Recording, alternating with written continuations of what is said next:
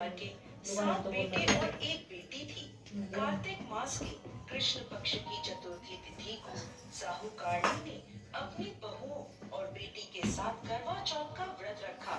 जब साहूकार के बेटे भोजन करने बैठे तो अपनी बहन से खाना खाने को कहने लगे, तो वह बोली, भाई अभी चांद नहीं निकला, मैं चांद को अर्घ देकर ही अपना व्रत खोलूंगी। साहूकार के बेटे अपनी बहन से बहुत प्रेम करते थे। वो उसे भूख से व्याकुल नहीं देख पाए। उन्होंने नगर के पास की एक पहाड़ी पर दीपक जलाकर चलने की ओट में रख दिया और बहन से बोले, देखो बहन, चांद निकल आया, अब तुम अपना व्रत खोल सकती हो। साहूकार की बेटी दौड़ी दौड़ी भाभीियों के पास गई और कहने लगी, भाभी देखो चांद निकल आया, चलो व्रत खोलते हैं। ये सुनकर भाभियां बोली, भाई साहब ये तो आपका चांद निकला है, हमारा चांद निकलने में अभी समय है। भूख से व्याकुल साहूकार की बेटी चांद को अर्घ देकर भोजन करने बैठ गई। जैसे ही उसने पहला निवाला तोड़ा तो उसे छींक आ गई। दूसरा निवाला खाने लगी तो उसमें बाल निकल आया और तीसरा निवाला तोड़ते ही उसके ससुराल से बुलावा आ गया, पति बीमार है, जैसी भी हालत में है तुरंत ससुराल पहुँचे। माँ बेटी को विदा करने के लिए जब बक्से में से कपड़े निकालती है तो बार बार काले और सफेद रंग के कपड़े निकलते हैं। वो घबराकर अपनी बेटी से बोली, बेटा रास्ते में जो कोई भी छोटा बड़ा मिले सबके पैर छूती जाना, और जो कोई भी तुझे बूढ़ सुहागन होने का आशीर्वाद दे वहीं अपने पल्ले में गांठ बांध लेना। बेटी बोली, ठीक है माँ, और वह अपने ससुराल की ओर चल दी।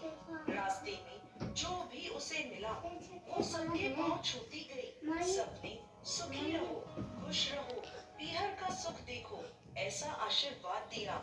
देखते ही देखते वो अपने ससुराल पहुंच गए। ससुराल के आंगन में छोटी ननद खेल रही थी। जब उसके पास गई तो उसने आशीर्वाद दिया, सदा सौभाग्यवती रहो, पुत्रवती हो। ये सुनते ही उसने अपने पल्ले पर गांठ बांध ली और अंदर गई तो देखती है कि उसके पति का शव रखा है और उसे ले जाने की तैयारी हो रही है। वो बहुत रोई। जैसे ही उसके पति को ले जाने लगे वो रोती हुई बोली, मैं इन्हें कहीं नहीं जाने दूंगी। जब कोई नहीं माना तो बोली, मैं भी इनके साथ चलूंगी। जब वो नहीं मानी तो बड़े बूढ़े बोले, ले चलो इसे भी साथ में। वो सबके साथ शमशान चली गई। अंतिम संस्कार का समय हुआ तो बोली, मैं इन्हें नहीं जलाने दूंगी। सभी लोग नाराज हुए और बोले, पहले तो अपने पति को खा गई, अब उसकी मिट्टी भी खराब कर रही है। लेकिन उसने किसी की नहीं सुनी और अपने पति को लेकर बैठ गई। परिवार के बड़ों ने निर्णय लिया कि इसे यहीं रहने दो, एक झोपड़ी डलवा दो। वो उस झोपड़ी में अपने पति को लेकर रहने लगी। पति की साफ सफाई करती और उसके पास बैठी रहती। दिन में 2 बार उसकी छोटी ननद खाना देने आती।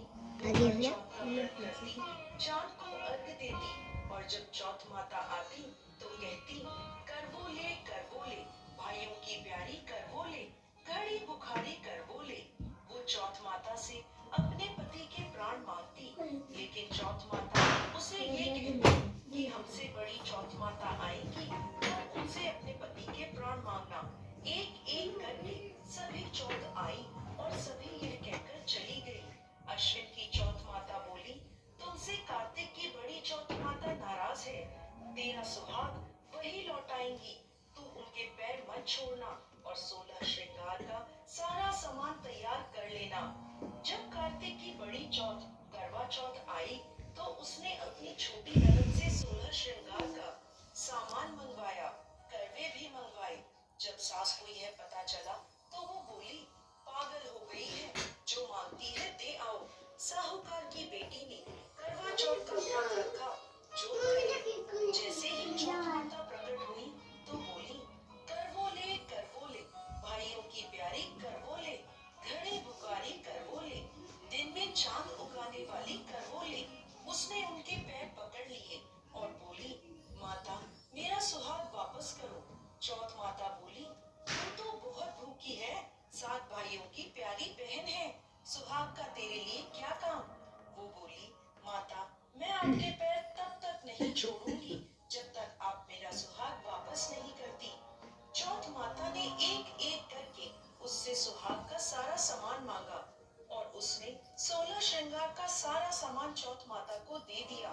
चौथ माता ने आंखों से काजल निकाला, नाखूनों से मेहंदी निकाली, मांग से सिंदूर निकाला और उसे करवे में घोलकर छोटी उंगली से उसके पति को छींटा दिया।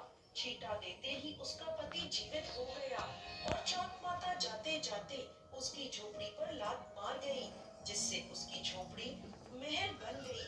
उसका पति जीवित हो गया। जब छोटी ननद खाना लेकर आई तो देखा भाभी की झोपड़ी की जगह एक महल खड़ा है। ननद को देखते ही वो दौड़ी दौड़ी उसके पास आई और बोली, भाई साहब देखो आपका भाई वापस आ गया। जाओ सासू जी से कह दो गाजे बाजे से हमें लेने आए।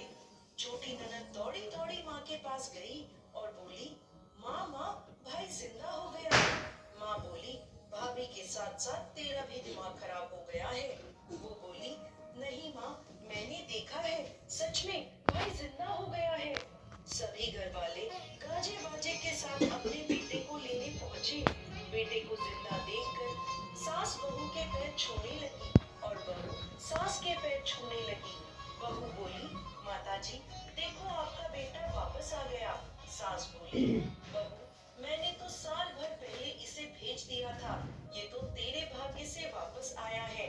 हे चौथ माता, जैसी पहले लड़की के साथ करी वैसे किसी के साथ मत करना और जैसे बाद में उसे अमर सुहाग दिया वैसे ही इस कथा को कहते सुनते और हुंकार भरते सब पर कृपा करना। जय चौथ माता।